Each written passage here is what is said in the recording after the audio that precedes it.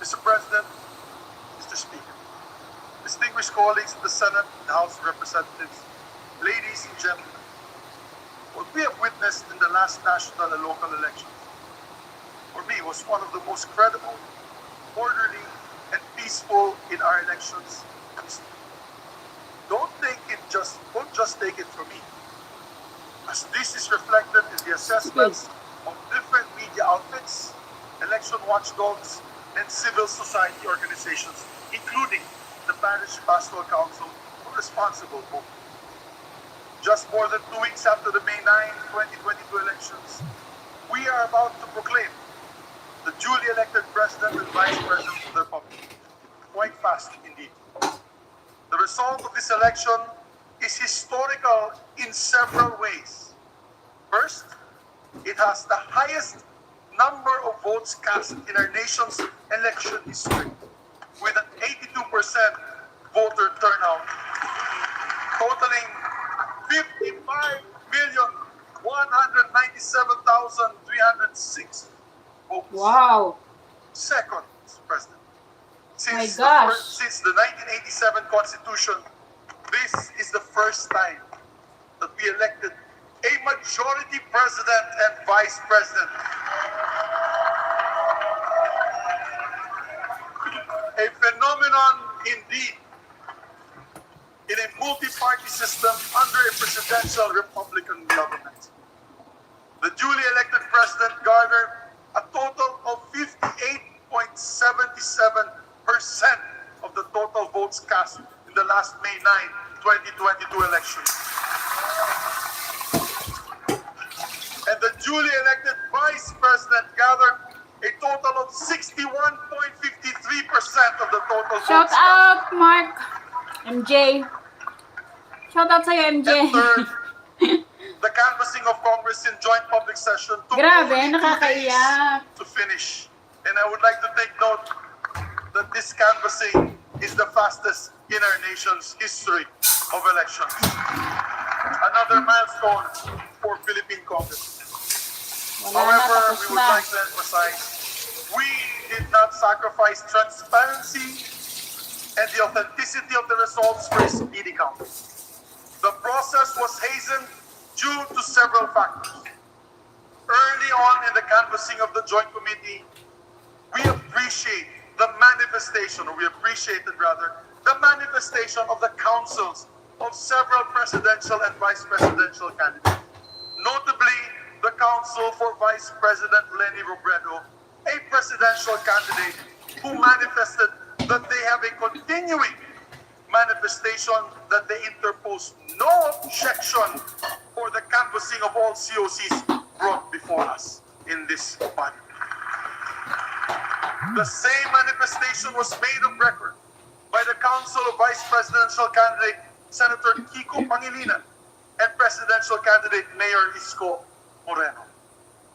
That, ladies and gentlemen, was a magnificent show of statesmanship on their part, and we sincerely thank them for that.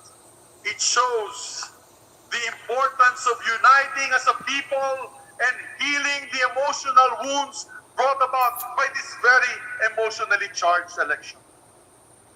The Joint Committee consensuously examined the certificates of canvass, both the manually transmitted and the printed copy of the electronically transmitted COC, and painstakingly determined their authenticity and due execution, as required by law and by our rules.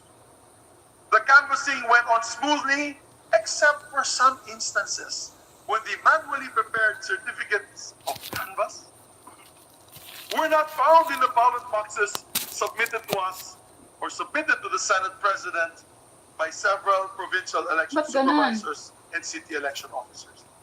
Thus, under our rules, we summoned the concerned provincial election supervisors and city election officers to explain the non-inclusion of the COCs in their submission to the Senate President and ask them to locate the COCs and bring them henceforth to Congress.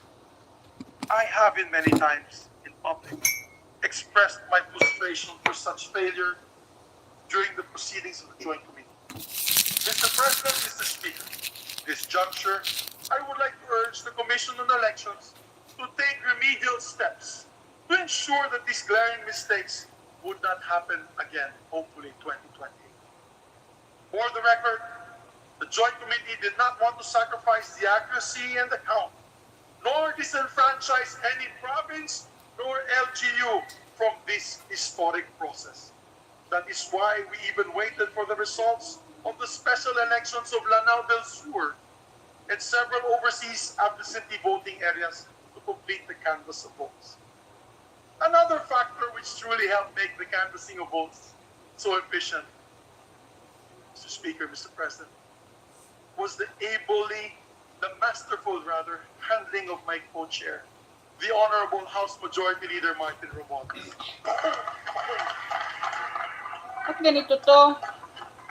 I would like to Hindi ko mabasa yung yung chat. this, ladies and gentlemen. He never left his post throughout the proceedings. Not even for lunch, not even for dinner, not even a bathroom break. He truly leads Congress by example, and I salute you, sir.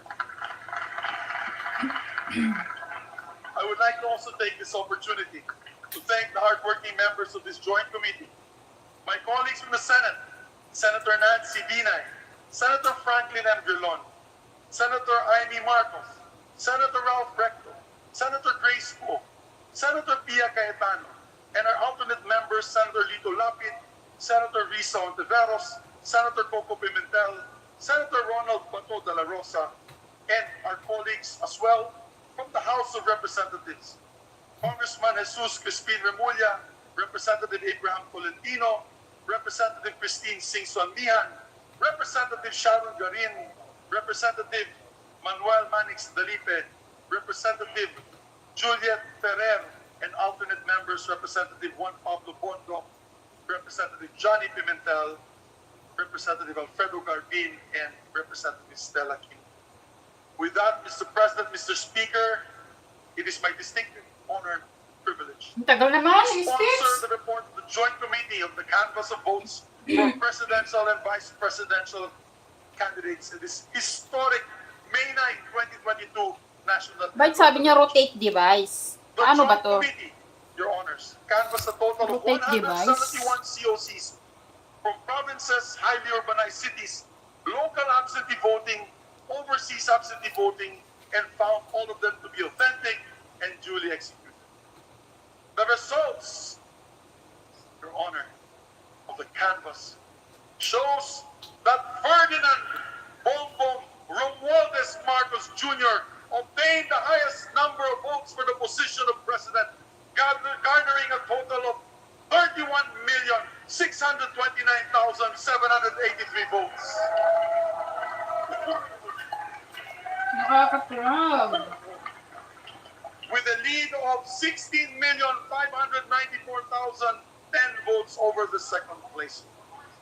On the other hand, Oh, 16 million. Madam Inday Sara Zimmerman Duterte obtained the highest number of votes for vice president with 32,208,417 votes, with a lead of 22,879,210 votes over her closest opponent.